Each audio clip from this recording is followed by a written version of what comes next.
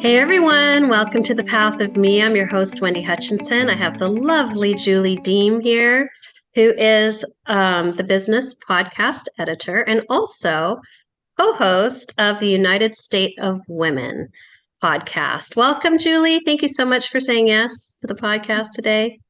Thank you so much for having me. I'm so excited to be here. We were talking before we hit record about something really impactful that happened to you just 10 years ago. Was it just 10 years ago? Literally 10 years ago. Yeah, it was a huge event in your life. And so before we talk about that, I wanted to kind of go back right before the incident and find out where were you and what was happening in your life that got you to this point of this event. Yeah. I mean, thank you. Thank you for even taking the time to ask because this is a story that I don't talk about very much. In 2013, I was a massage therapist by trade, living in Las Vegas, working for a very upscale spa. And at the beginning of the year, my boyfriend at the time had lost his uncle to suicide. And depression was kind of something that was very much on everyone's shoulders in that season, and just navigating what it's like to be in a relationship with somebody who's lost their uncle so tragically, and not only his uncle but his father's best friend, and being there for another family. Really, I didn't understand grief. It was my first time losing somebody that I actually knew, and to lose them in such a way was something that I never really imagined. And in my time, I thought, to be in your 50s, to feel so hopeless must be so sad. But I never really considered how sad I was in that time. And so I was very much in a fog, just existing and going through the routine, going through the habits. I look back at some of the pictures and you could see the emptiness in me. I wasn't living. And leading up to July 4th, I was, barely surviving. I mean, just going through work, taking care of my ex and his family, and just trying to show up and be my best self for everyone, but I wasn't really there. Um, and so that day when I was leaving work, the weather was fine. It was actually the day before my boyfriend's birthday. His birthday is July 5th. And so um, as I was driving home, I was not paying attention to what I was doing. And I ended up getting off the road. I mean, this is like a busy 4-lane like street. And I hit the curb, bumped into a fire hydrant, hit a light pole, and ultimately ended up hitting and stopping into a brick wall. And my Oh my vehicle was gosh. totaled. It was Wow. totaled. Wow. Um, I obviously blacked out, because the next thing I remember was a bunch of strangers around my truck, and they were just trying to figure out how to get me out of the vehicle. So at this point, I've never really experienced anxiety, panic attacks. This is definitely the worst car accident I've ever been in my life. And all I could think was, my parents are going to kill me. Like, the disappointment that my parents are going to feel. I'm half Korean and my dad is military, and I just think the expectations and the standards that were put on me as a child were very high, and I couldn't believe what a dumb person I was to like ruin my vehicle. And now, on top of all the fog and on top of all the sadness and grief I was going through, it just really came to a head for me. I remember sitting in the ambulance, and the ambulance EMTs were saying, you need to go to the hospital. And I said, I'm fine. I'm fine. Like, really, I'm fine. I just want to go home. I just want to relax. This has been one heck of a day. It's the day before my boyfriend's birthday. I just want to go home. They were like, you are not good. Like, you need to go to the hospital. And I said, absolutely not. The only complaint I had at the time was chest pain. I said, my chest is very tight. I think it's just the impact of the airbag, but I would like to go home. I'm refusing service. They towed my truck away. I went home, and that is when I realized I was not okay. Oh my gosh. Oh my gosh. They tried to Wow. describe to me, that you're having an anxiety attack. The chest tightness is not due to the airbag. It is due to your panic right now. And I said, I just need to breathe. I'm going to go home and I'm going to just sleep it off. How'd that work out for you? That just Not sleeping it well. off. You know, my boyfriend at the time, he and I were also in a very unhealthy relationship, and we had been together since high school. And I think when you're going from 18 to 25, there's so many things that you're growing through, and you don't want to let people go because you've invested so much time to them. He was going to be the person I was going to marry, and he was going to be the person that I was going to have children with. And realizing in that moment that this was not a good situation for me, this was not a good situation for him, and I need to work on myself. It took me a good 6 months to really sit with my own emotions and understand that I am not in a good place. And it I was a competitive swimmer. I got up every 5 a.m., every day at 5 a.m. and swam with a bunch of grown-ups. We were on a master swim team. And I remember my future maid of honor, she's an anesthesiologist. She would stop me in the pool and she said, "You don't look good. You've got to really like get it together." And then I remember my boss, I worked at a chiropractor's office on top of us high-end spa, and the chiropractor, she would say, you've got to get it together. Like, you don't look good, and people would make these comments and you're like, I'm doing just fine. I don't know what they see. I'm showing up to these practices. I'm coming to work. I'm managing everything. Why are they feeling this way? Um, I ended up dating another man who's my now husband, and he lived in Indiana. And so we started dating after I broke up with my boyfriend at the time, and we were like getting close. He would reach out to me on my birthday. We were childhood friends. Our dads were in the Air Force, and our moms are both Gosh, Korean. how So awesome. it's kind of crazy. Every year we would talk on my birthday, every year we'd talk on Christmas. And so my birthday's in August, and he had reached out to me and he had asked me how I was doing. Happy birthday. How are you doing? And I said, I don't think I'm doing very good. I totaled my truck a month ago, and I'm just not in a very good place. So fast forward, we started dating and just talking more, and we got really close, and he invited me out to Indiana to spend some time. When you're from a desert, the first time you see green, you're like, wow, this is impressive. So I came to Indiana to visit him, and I fell in love with Indiana. And just like that, I made the decision in December to move. Wow. So Wow. 2013 was a kind of a crap show. I mean, it was like I I was, don't know though. Is it because it guided you exactly where you needed to be? yeah, and I So, appreciate that because mhm. in my mind, I think, was I running away? Was I looking for somebody to save me from the situation? In that moment, I felt like I was in a black abyss, just falling. Yeah, yeah. I think sometimes too, I'm also from an Asian culture. There are so many expectations placed on us, and you don't show vulnerability. So, regardless of how deep and dark you get, or how much you're in pain internally or struggling, we are programmed to carry on. We are programmed to suck it up, don't complain, and get it done. Because that's what you do. That's what good girls do.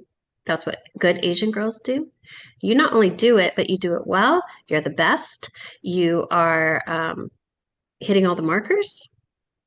And that's a tremendous amount of pressure that we all carry subconsciously.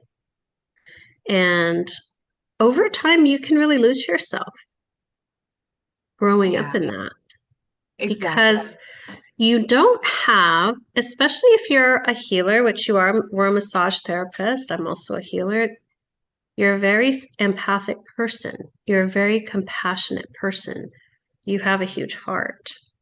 And those are things that they encourage you to shut down because you are just supposed to be successful.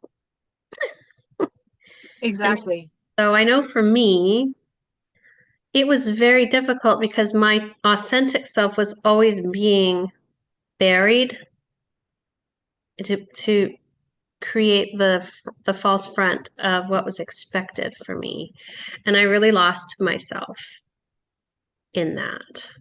Yeah, I mean, you're not really sure who you are and what you really want, right? In my mind, I wanted to be married. In my mind, I wanted to, you know, be it successful. In my mind, I wanted to just, buy a house, like Those are all traditional the things things. they tell us, right? That's what success looks like. That's what's expected. That's what you do because that's what everybody does, And but you're getting older and you're getting older and you're like, why I have these expectations and nothing's coming together.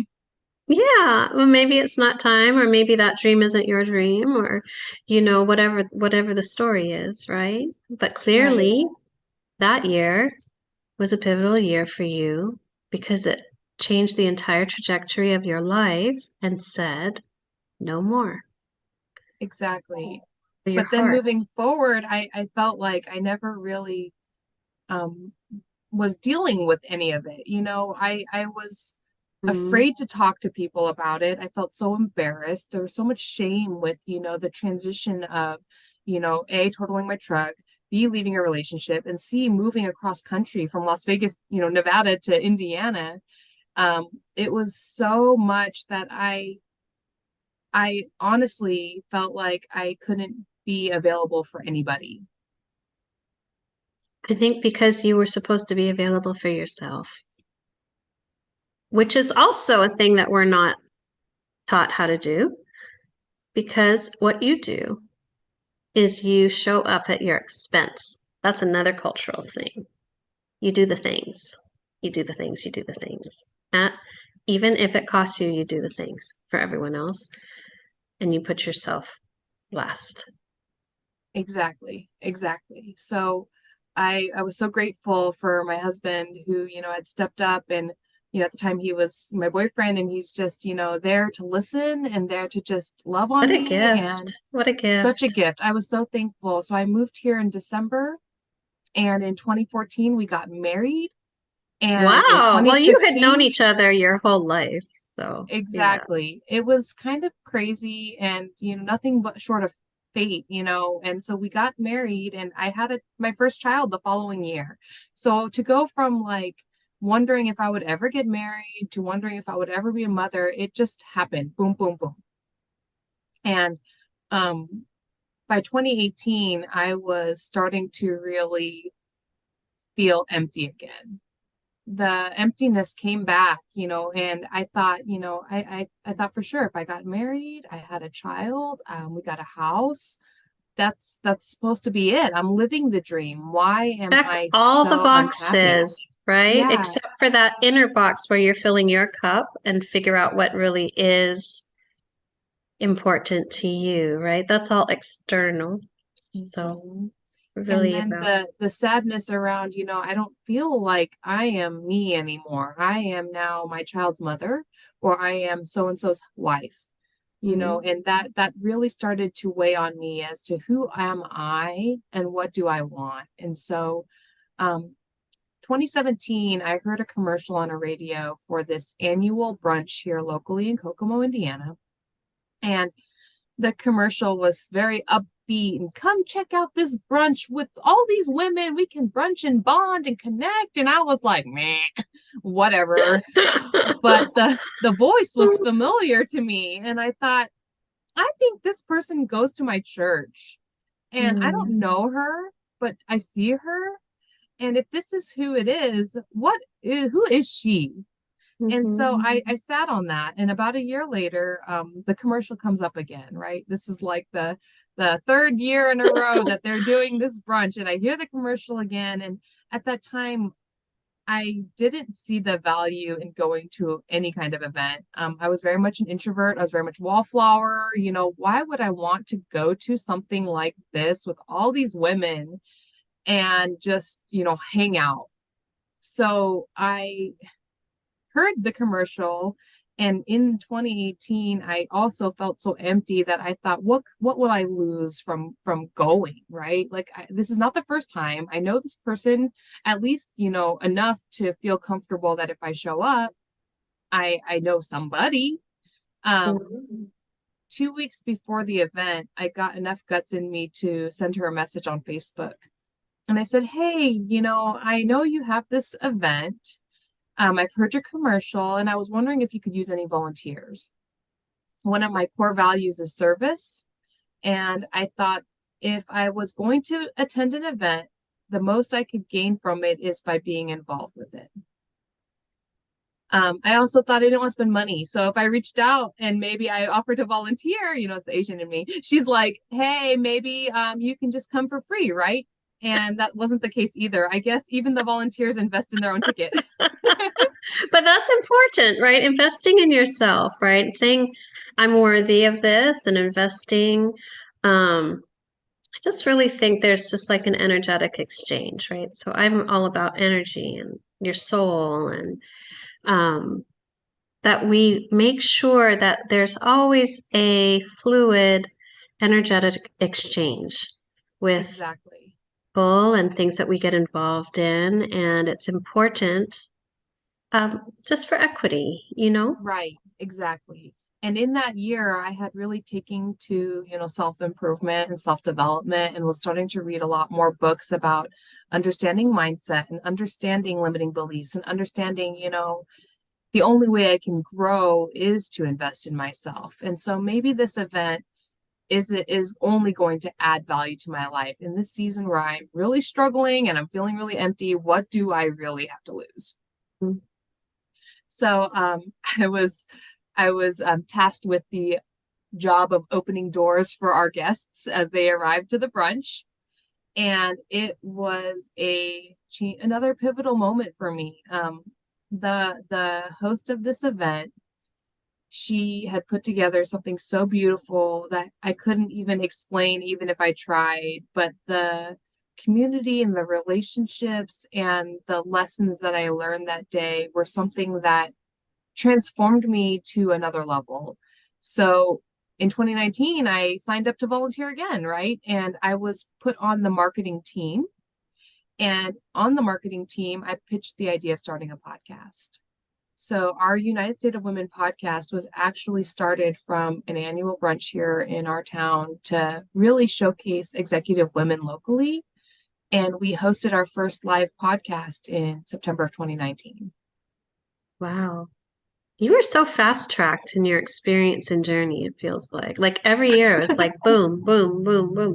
Now I'm moving. Now I'm married. Now I have a kid. Now I'm, now I'm do this. Now I have a podcast. It Wow. was pretty crazy. And so I was all of a sudden interested in investing in all the things, right? And so we opened up a studio in our Chamber of Commerce building, and I reduced my massage therapy hours. I was traveling an hour out of town one way, and I decided, you know what, I will cut back from 6 days a week to 3 days a week.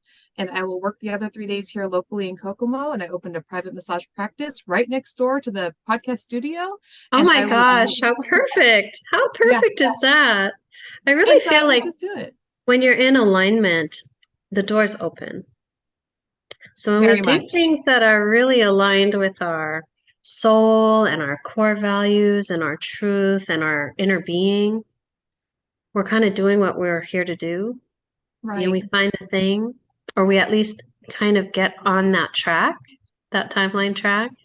Things start to just feel like ease.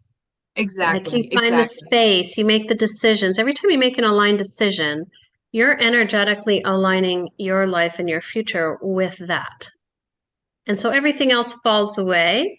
And if you ignore that feeling, which I see a lot of people ignore their inner calling, right? Their truth and their inner being. And they keep trying to go back to what's comfortable or to what they think is expected or because they feel obligated, they get pulled out of alignment. And then it continues just to be a struggle and a struggle and a struggle until you get hit by that 2x4 that says self-correct. You're supposed to be over here, you know? So I'm glad that you felt that and you made those decisions to align with it. And you were so passionate. Yeah. And I think, a lot of that came from, every time I would make a decision, and I saw, hey, it's going to be okay. You felt the confidence to make another hard decision, right? Sure, it was scary. Sure, there's so much uncertainty, but when you trust in yourself enough to know that no matter what, you'll be able to figure something out. You will be able to adapt. You'll be able to come up with a new plan. And leaning into that versus staying the same is really important because you don't want to feel like you're stuck in the same spot. You don't want to feel stuck. I feel like we're here to evolve, to learn, to expand and grow. And you can only do that by making bold moves, by taking risks, by loving yourself through the bravery and the courage, right? And the act of doing something totally radical and different. 1000%. And so 2019, I'm launching a podcast. Everything's going great. We are chugging along and slowly becoming the podcast girls in our town. And then, as you can imagine, 2020, right? The world shut down. It stopped everything. Although podcasts, you could still interview each other. I mean, it's not like you're in a huge crowd, right? You can still do Zoom and you could still make it work, but it's still a pivot. Right, right. So in 2020, I was our office was actually leased out to a university. So they made the decision, this university is going to be locked in for 5 years, so you will have to relocate. And we moved downstairs at the same time that the world was shutting down, and there was so much unknown. And in March of 2020 is when I launched the Business Podcast Editor. I was ready to take my hands and serve online. Love it. I love it. Tell me a little bit about that. Yeah, I 1000%. The first week our world shut down, I was like, I don't know how long we're going to be stuck in our house, but I do not want to sit around here wondering when we're going to get back outside. I had a lot of friends that were massage therapists that, were collecting unemployment and, just ride it out. It's going to be only a couple of weeks. And I said, I'm not interested. I would like to see what else I can offer the world. And that's when my skills as a podcaster really came up. I never really considered that having a podcast, you've developed all these skills with editing, you've developed all these skills with understanding how to distribute the show. Maybe I should start to put myself out there in a different way. And, when your career is in massage therapy, when you have a career and you've tied your identity to that career, making a change to a totally different industry seems like impossible. I had to learn website. I had to learn online marketing. I had to learn, how to prospect clients. I worked in an industry where people just came and sought me out.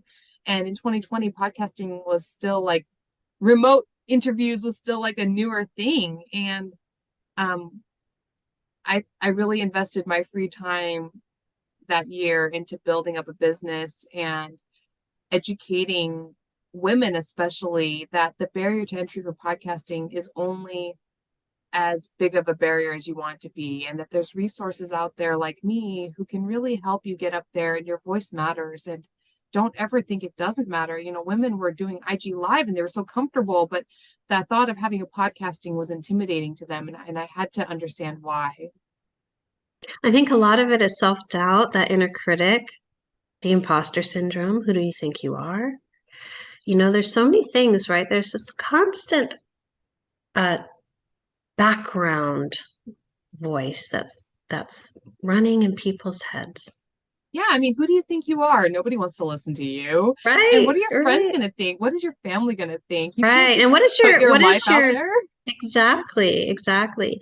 I love it because I do it for me because I'm passionate about it. I want to share stories of people who have found their thing, their spark, their passion, and had the courage to do it because we've all done it, which means all the listeners can do it too. And you do it by just taking the first step. I didn't know how to, edit my shows or create anything. It was just, for me, it was an intuitive thing. Like I just got this download, like you have to do a podcast. And I was like, I don't want to do a podcast. I was like, you have to do the podcast. And I'm like, I don't even know how to do one. And it was like, you'll figure it out. Yeah. And you Take did. the first step. I did somehow. I did somehow. I mean, I kind of, you find your way forward. Am I doing it like amazing, like some of these people out there? Probably not, but I do it with a lot of heart and people resonate with my message. And I feel grateful, that I can connect and I meet cool people like you, Julie, who always have an inspiring story, you know? Yeah. And I appreciate that too. It's one of the biggest reasons why I enjoy podcasting as well. We all have a story, and, being able to share it through a medium like this really offers that connection in such a disconnected world. Totally. And I think if we really knew the impact, the true impact of the content that we put out there, it would be mind blowing because it's not just about the numbers. You might be presenting information that is changing someone's life because they heard something and it sparked something in them and it resonated and they were like, you know what? I'm going to do it. Or, you know what? I'm going to change my mindset. Or, you know what? I am going to start the podcast or the business or that thing that I know I'm supposed to be doing that I'm not doing, you know? Right, right. And you find a lot of gratitude in listening to those voices. It might seem difficult, it might seem like impossible, but as you're going through the steps, it's always something that you're going to appreciate, when you look back on. And that's Well, something I'm really also, learning.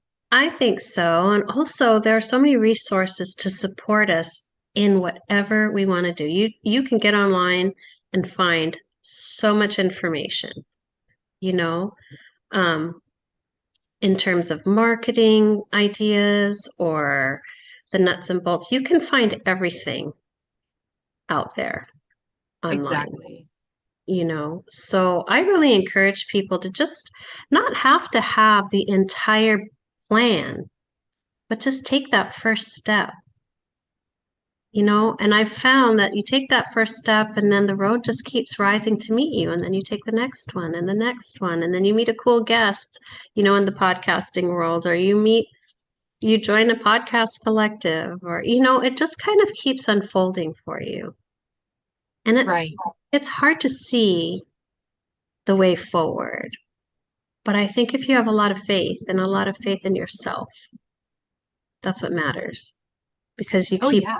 guiding yourself forward and you keep having the courage to take the next step and the next step. And before you know it, you're up and running and magical things are happening. And even the challenges are growth opportunities. Right. Right. And it's that little voice in your head that's going to make you feel like you're, not qualified or might make you feel like an imposter. It doesn't seem to ever go away. I think, just even the label podcaster was one that I had a hard time embracing because to me, this is like my safe space, right? I didn't really consider myself as a podcaster or a speaker until very recently. And I think it just comes back to the imposter voice in you that's like, at some point you will define yourself, identify as an expert, but when does that moment really come? I think you're absolutely right. I think it sneaks up on you. And then you realize, hey, I actually do have something to share here. I do have wisdom. I do have knowledge. I can contribute here. Right. And what I've found for myself, and I don't know about you, is I just do not allow myself to think negatively about myself. I'm here to support my journey, not hold myself back. It took a lot of mastery to do that. I But, love that. that comes with a lot of inner healing and inner work.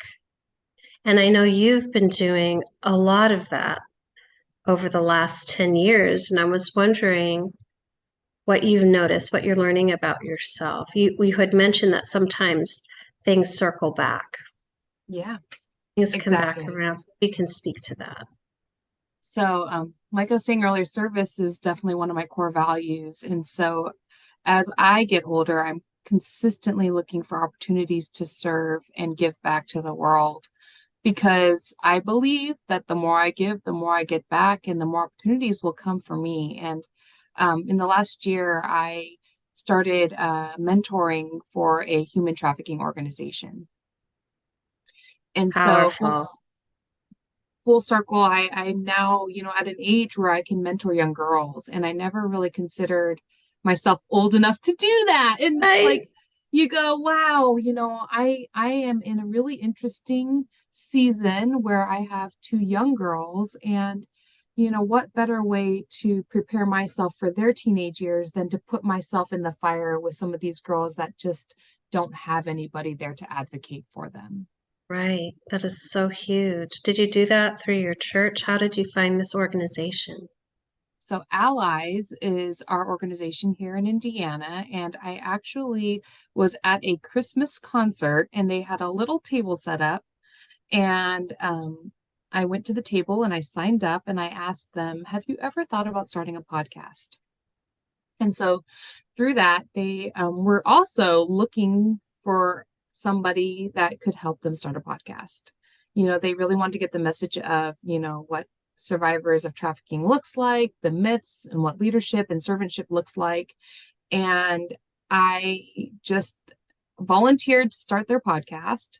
No commitment.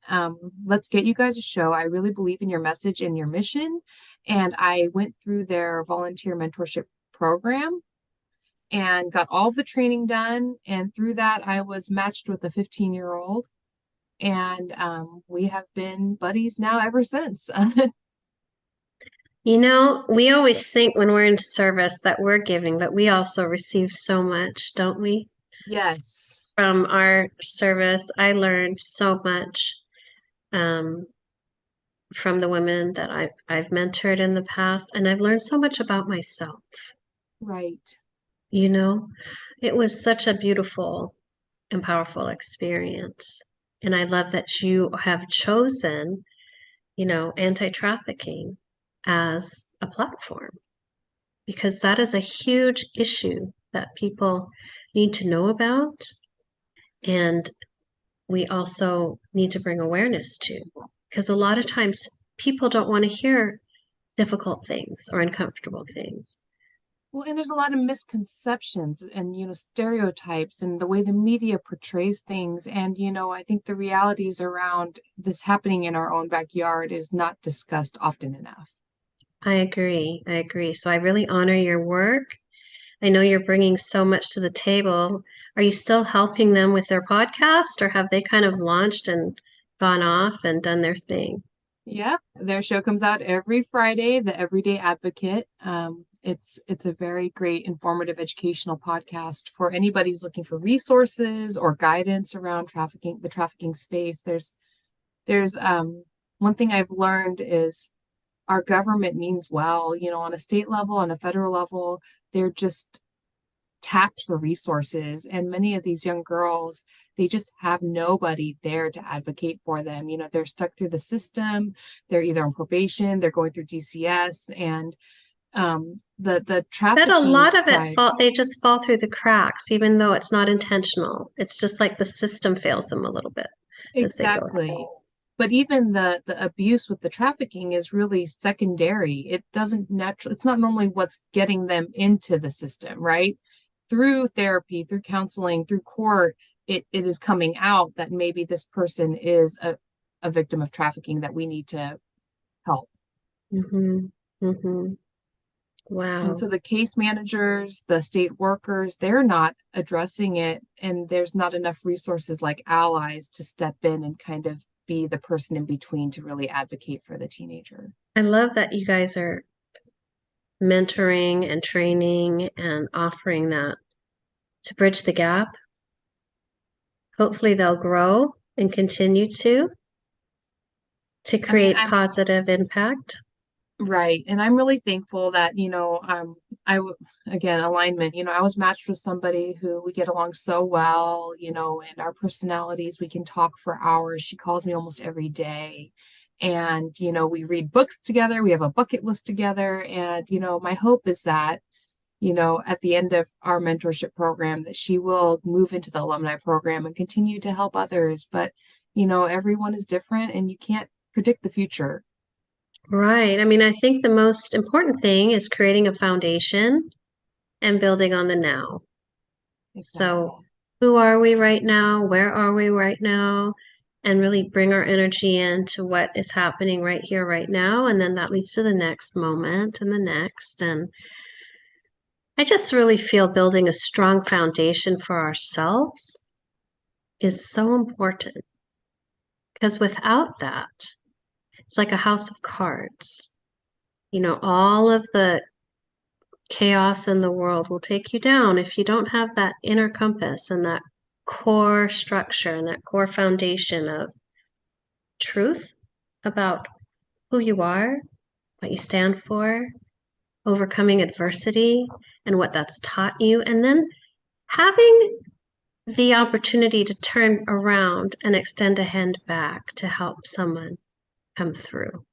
I think it's important that we all foster community and support for each other, but it starts with us healing within ourselves and having the capacity to do it in a healthy way, right?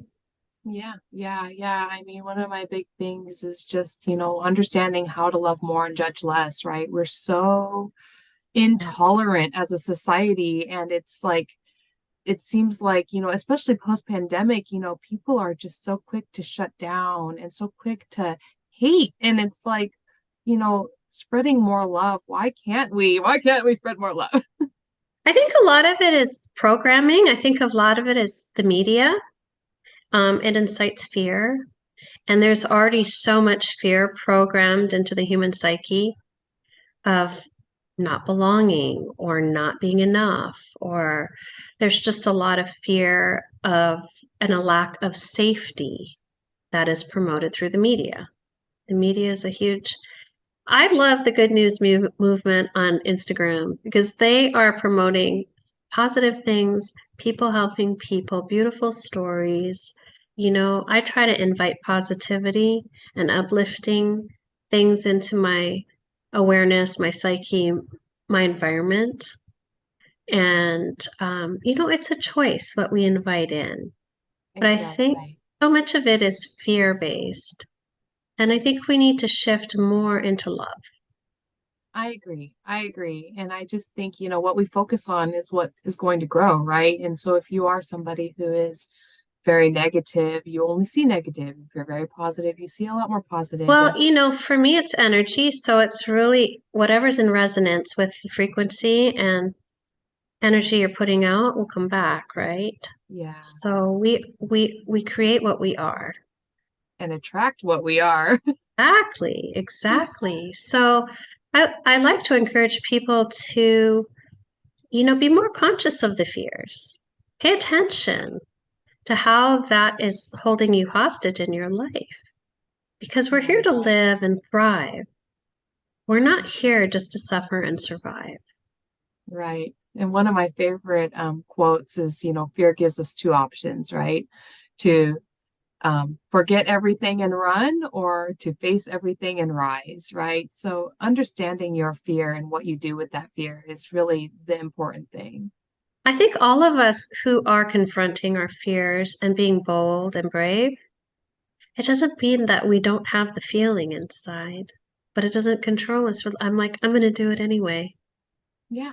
I'm going to Recording do it that anyway. episode about this car accident was like such a vulnerable thing for me. And I, really had to step out of my comfort zone. But then beyond that, telling people on social media was like an extra cringe where it's like, Oh, okay, I like, love that. I mean, that's how I connected with you. I'm like, wow, this is such a powerful story. And who have you become in the last 10 years? What have you learned about yourself over the last 10 years? That was such a pivot point for you. yeah, it was a lot, just understanding that, there isn't, not every day is going to be good, but we can still choose to find the good in every day, right? And understanding that every day is a new opportunity to show that kindness and grace, and seeing, friends from high school to friends today, that had never even heard about the car accident. It was a lot more, like you said, it taught me a lot, and it really helped me understand like my message is creating impact. And there are people reaching out to me every day that are like, I listened to your story and I had no idea. And I think, I'm so grateful that I'm here to share that story. I think vulnerability is so powerful, and we're not shown, especially in our culture, how to be vulnerable. You know, it took me a while to realize, oh, I know why I was like that. Because if you're vulnerable, you're weak. And if you're weak, you're a loser. And if you're a loser, you're not loved. Oh yeah. And the thing I sought most in my life when I was unconscious was to be loved. And so I just shut it all down. I shut it all down. I'm just going to be who you want me to be because I want to be loved so badly. And then I realized, actually, I want to be loved because of who I am and because I'm worthy of love, not because I'm meeting someone else's expectation, you know? Right, right. Well, and And that that love, changed everything. right. Well, even just being a mom too, and realizing you're modeling this behavior and you don't want to, limit your girls because of your own insecurities and your own fears. And, I really want my girls to be so empowered to speak up for themselves. I want them to advocate for themselves, and I want them to, be proud of who they are, no matter what they are. And it's Love something that. that, and just never feel like that. When you're growing up, for me, I was always scared to talk to my parents about things because I didn't want them to judge me. And, the criticism that comes with, when you make wrong decisions wasn't something I enjoyed. And I I have learned to deal with things so differently because of my own experiences. Don't you also find that as you healed all of that, I find that I have more compassion because I know that my parents were just repeating what they learned. They loved me, but only to the capacity and the way they knew how, because that's Mhm. what they learned, you know? And I think us healing ourselves of the breaking the programs, we're able to interrupt the pattern and then maybe change the trajectory for our future generations. Right, right. It's very true. And my relationship with my parents is, incredible now. I mean, I talk to them on the phone almost every day. And I think, Too. in 2013, when I had my accident, they were actually living in Korea at the time. Oh, And wow. So they couldn't come help you in any way. at all. And I would be on the phone with them. And like I said, I was in such a dark place that we would be on the phone and I would fall asleep on the phone with them. And I would wake up to my mom screaming at me, like, "Are you okay? What happened? Like, you're just on the phone talking and you just doze off." Like, it was They really must have been bad. really worried for you, and especially having that distance. So they couldn't, physically lay eyes on you, really, you know. Right. And thinking too, like depression isn't something that's really talked about in the Asian culture. Mental health isn't really talked about They in don't military. they don't know what to do with that. Right. No one has And the tools to support you in the way that you need to be supported, right? right, right. I remember talking to my dad when I found out about my boyfriend's uncle passing away, and my dad said to me, "Well, it's a good thing you're a really tough kid." That And I sounds thought, about right. you're like, Wow. but I'm just like What? in my head, like, what kind of compassion is that? Right now, older me is like, I don't know.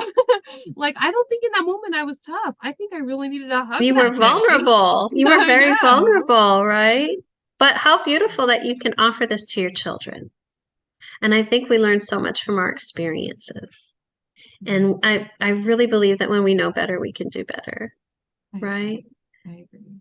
And It's I just want to thank you for the impact you're creating on the world and what you're doing for this, trafficking cause, and also empowering all the podcasters out there to find their voice and get their shows out. And I feel like I'm gonna have to talk to you after this show so I can find out yeah.